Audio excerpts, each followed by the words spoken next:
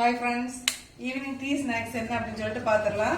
இப்போ ஒரு பாத்திரத்தில் நல்லா சூடாக்கிடுங்க. அதில் வந்து தேங்காய் எண்ணெய் சேர்த்துக்கோங்க. தேங்காய் எண்ணெய் சேர்த்தாதான் அந்த மனம் வாசனை வந்து நல்லா இருக்கும். கொஞ்சம் கூடுதலாகவே சேர்த்துக்கோங்க. ஒரு 2 டேபிள் ஸ்பூன் அளவுக்கு சேர்த்துருக்குறேன். இது ஈவினிங் டீ ஸ்நாக்ஸ் மட்டும் இல்லை, மார்னிங் பிரேக்ஃபாஸ்ட்டுக்கும் சூப்பராக இருக்கும்.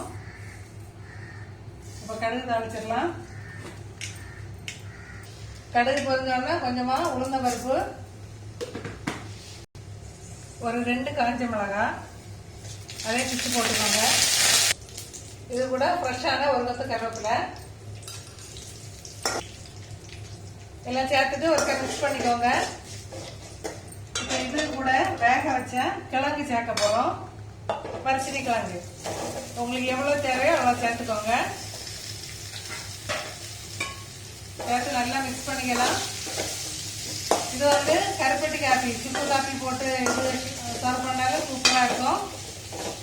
பிரேக்ஃபாஸ்ட்டுக்கு ரொம்ப நல்லா இருக்கும். அதுவும் இந்த மழை டைம்லலாம் இந்த மெத்தட்லாம் செய்து பாருங்கள், சூப்பராக இருக்கும். இதில் வந்து தேங்காய் வந்து உங்களுக்கு தேவைக்கு தகுந்தாப்புல நான் வந்து கூடுதலாகவே சேர்த்துருக்குறேன். ஒரு 2 கை தேங்காய் சேர்த்துருக்கேன். ஜஸ்ட் ஒருக்கா மிக்ஸ் பண்ணிடுங்க. டீ கொதிக்கிற டைம் தான் ஆகும். கிழங்கு வேக வச்சு வச்சுட்டோம் அப்படின்னு சொன்னால்.